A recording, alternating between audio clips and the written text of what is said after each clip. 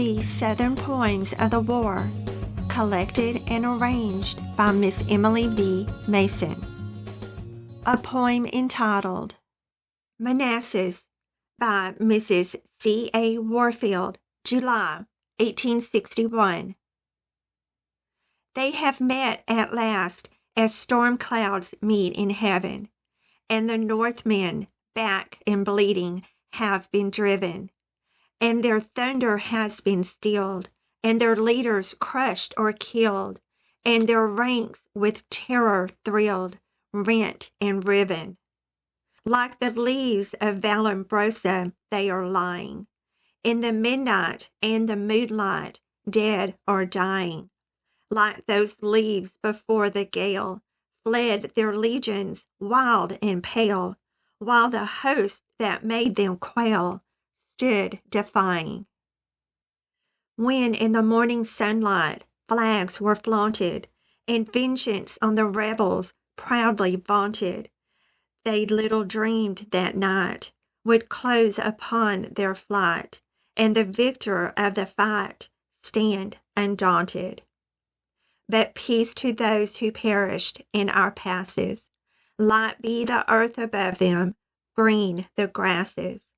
Long shall Northmen rue the day when in battle's wild affray they met the South's array at Manassas. About the author. Mrs. C. A. Warfield was born Catherine Ann Ware in Natchez, Mississippi in 1816. She was raised primarily in Philadelphia. Catherine began writing poetry with her younger sister Eleanor at an early age, and together they published 2 volumes under the titles The Two Sisters of the West, The Wife of Leon, 1843, and The Indian Chamber and Other Poems, 1846.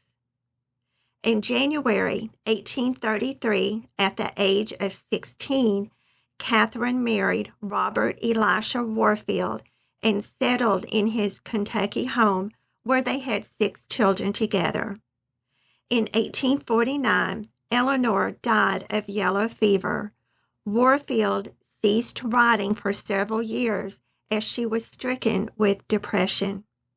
In the mid-1850s, Catherine was encouraged to start writing again by her niece, Sarah Ellis, who was already a successful novelist.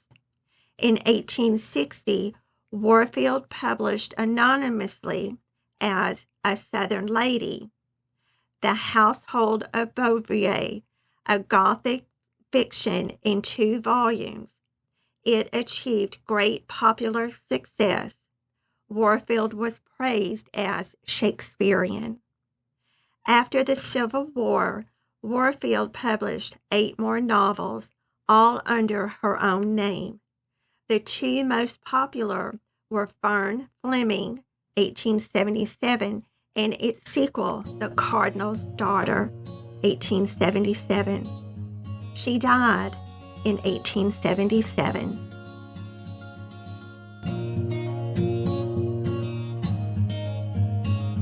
Thank you for stopping by, Lady Carrie Ann.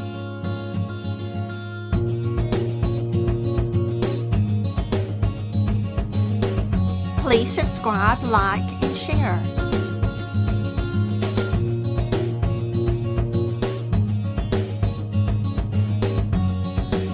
Count your many blessings every single day.